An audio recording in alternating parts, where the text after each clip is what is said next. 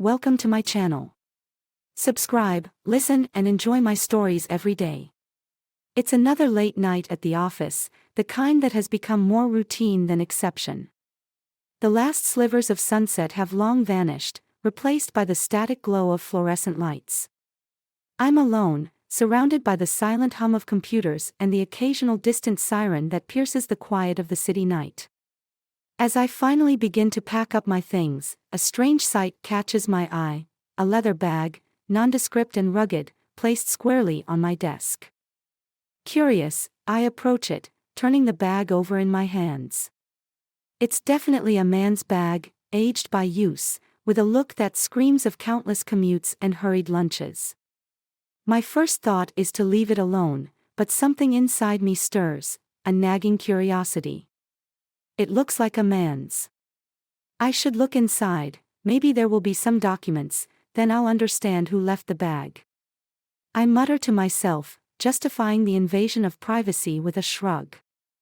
I open the bag slowly, half expecting something to jump out.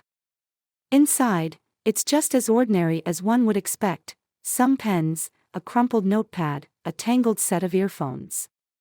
But then, my fingers brush against something unexpectedly smooth: a leather wallet. I pick it up, flipping it open to find the driver's license of our office secretary, Tom. His smiling photo looks up at me, the same absent-minded grin that often forgets his coffee on the roof of his car. I chuckle, placing the wallet aside, but as I dig deeper into the bag, my hand encounters something entirely unexpected. It's soft, silky, unmistakably the texture of underwear. Puzzled, I pull it out, and my heart skips a beat. It's not just any underwear, it's an exclusive, designer set, one that I recognize all too well.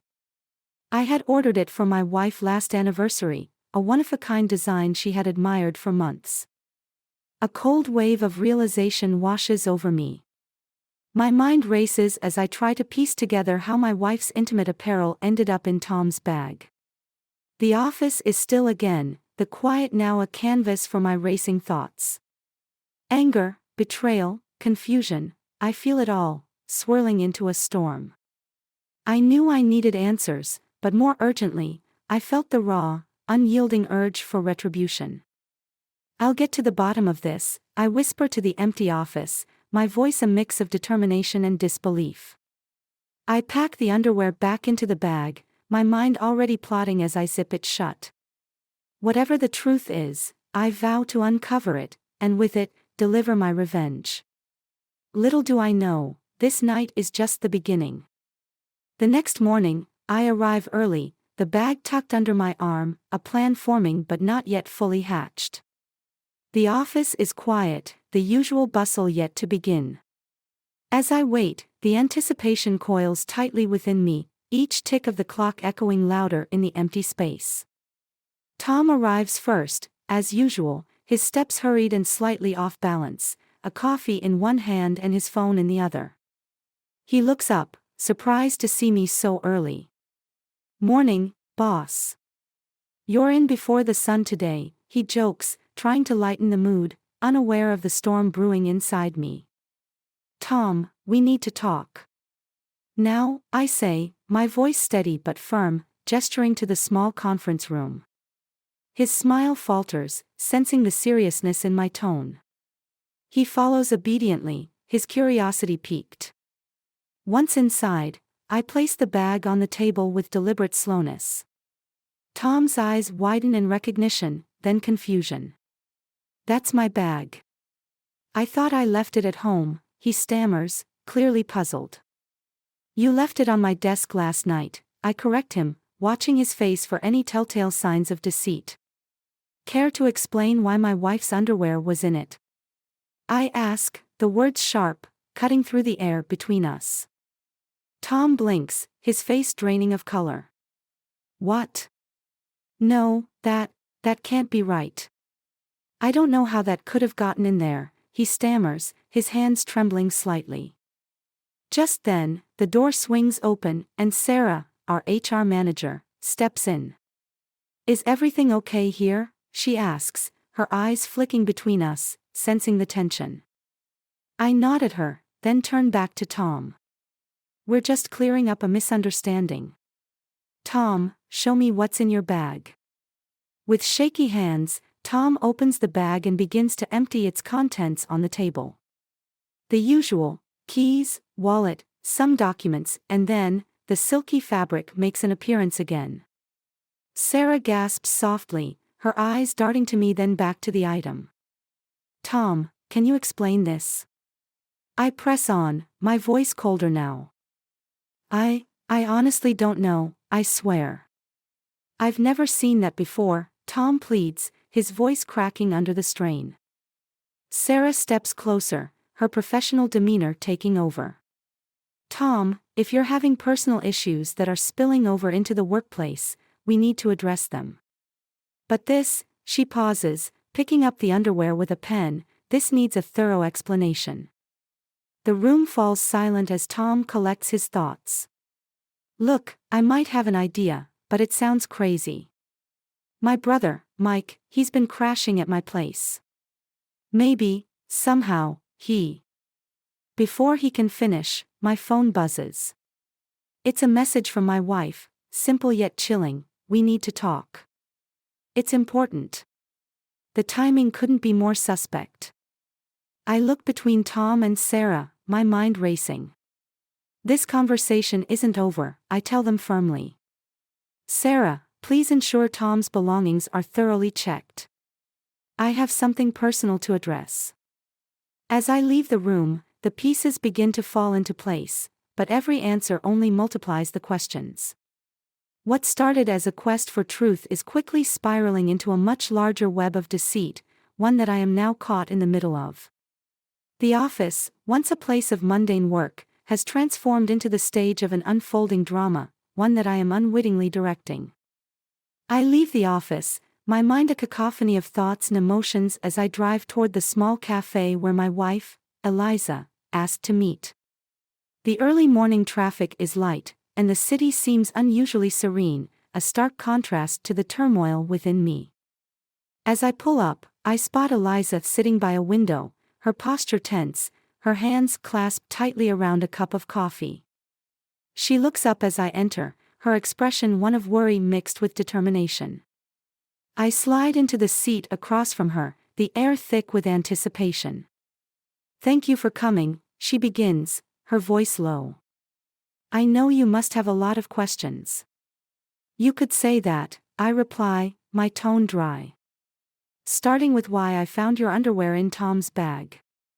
Eliza's eyes widen, a flash of panic crossing her features before she regains her composure. I can explain, she says quickly. But please, hear me out. I nod stiffly, signaling her to continue. It's not what you think. I've been taking a design course, in secret. I wanted to surprise you. The underwear was a prototype for my final project, she explains, reaching into her bag and pulling out a sketchbook filled with designs, including the one I recognized. I leaf through the pages, the detailed drawings a testament to her words, yet doubt lingers. And Tom? I ask, unable to mask the suspicion in my voice. Eliza sighs, her fingers nervously twisting her wedding ring. He's been helping me with the business side of things. I was supposed to meet him to discuss the project. I must have accidentally left it with him. Helping you? Why not tell me? I question, the pieces not quite fitting together. I wanted it to be a surprise. I thought if I could set up everything first, you'd be proud, she murmurs, her eyes not meeting mine. I sit back, processing her words. The cafe around us buzzes with the morning rush, oblivious to the personal crisis unfolding at our table. I want to believe you, Eliza. I really do. She reaches across the table, her hand hesitating in the air before settling on mine. I've never lied to you. Please, trust me. Just then, my phone vibrates. It's a message from Sarah, our HR manager, need to talk. Found something else in Tom's office. Come ASAP. I have to go, I say abruptly, pulling away from her touch. Eliza nods, her eyes sad but understanding. Back at the office, Sarah greets me with a folder in hand. We did a more thorough check of Tom's office. Found these, she says, handing me the folder. Inside are multiple invoices and receipts for designer fabric and lingerie manufacturing, all linked to a small startup, registered under Tom's name. The connection is too direct to ignore, and my heart sinks. Tom starting a business. With my wife. The question hangs heavy in the air. It seems so, Sarah confirms, her face a mask of professional neutrality. There's more. Come see this. She leads me to Tom's office, where his computer is still on. Emails open on the screen show correspondence between him and Eliza, detailing their plans to launch a lingerie line together. Each message is strictly professional, but the betrayal stings nonetheless. I leave the office feeling a mix of anger and betrayal, yet also armed with new information. The plot thickens, and my plan for revenge begins to crystallize. Eliza and Tom have some explaining to do, and I'm determined to uncover the full extent of their deception. What started as a personal vendetta is quickly morphing into a much larger confrontation. The air is tense as I summon Tom and Eliza to the office later that day. The sky outside mirrors the storm brewing within me, a palette of dark, swirling clouds ready to unleash fury. I sit at the head of the conference table, the damning evidence laid out in front of me, emails, designs, receipts, all of it. Tom enters first, his face a mask of resignation. Eliza follows, her eyes wary but defiant. They sit opposite me, a tangible distance marking the divide between us. Let's get straight to the point, I begin, my voice steady despite the turmoil inside. I know about the business, and I have enough here to question whether I can ever trust either of you again. Tom looks down, guilt etched across his features. Eliza, however, meets my gaze. I understand how this looks, but let us explain, she says, her voice firm. I gesture for them to continue, my demeanor cold, detached. Tom clears his throat, taking the lead. I've been helping Eliza with her business plan, yes. But it was always just about the business. She's passionate about design, and I have the startup experience. It was purely professional. Eliza nods in agreement. I kept it from you because I wanted to surprise you with my success, not just my intent. Tom suggested we keep it under wraps until we secured funding. The pieces begin to fit together, yet the betrayal still stings. And the underwear in your bag? I ask, my gaze fixed on Tom. That was my mistake, Tom admits. Eliza gave it to me to deliver to a potential investor as a sample. I forgot it in my bag and left the bag on your desk by accident. I lean back, the anger subsiding slightly, replaced by a grudging understanding. But there's still one piece missing. Why involve me like this? Why the secrecy? Before Eliza can respond, the door opens and Sarah, our HR manager, steps in, an envelope in her hand. This just came for you, she says, handing it to me before quietly exiting. I open the envelope to find a letter from a venture capital firm, confirming a significant investment in a promising new lingerie line founded by Eliza, with a note praising the innovative design and potential market disruption. Eliza reaches across the table, her hand stopping in midair. I wanted to prove I could do this, not just as your wife, but as a businesswoman.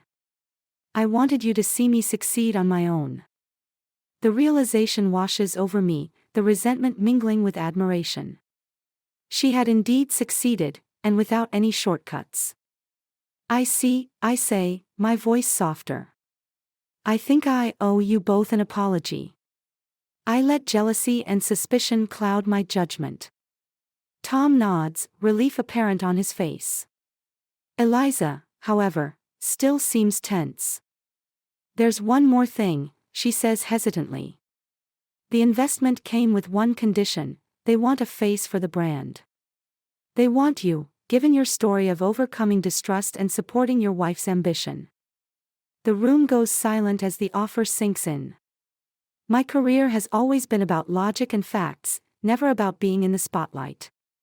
Yet, this could be a new beginning, a way to mend fences and rebuild trust, not just with Eliza, but within myself.